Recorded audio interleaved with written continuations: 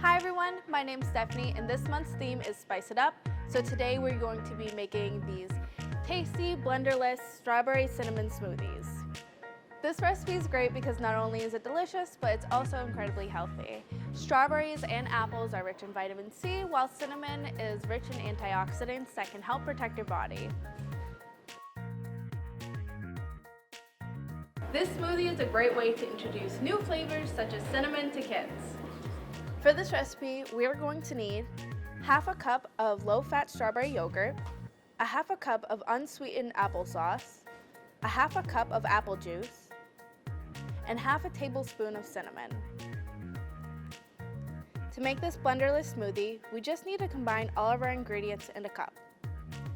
First, we're going to add our low-fat strawberry yogurt, our unsweetened applesauce, our apple juice, and then we're going to mix thoroughly.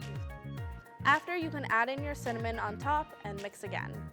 For an additional nutrition boost, feel free to add toppings such as sliced fruit, chia seeds, or flax seeds.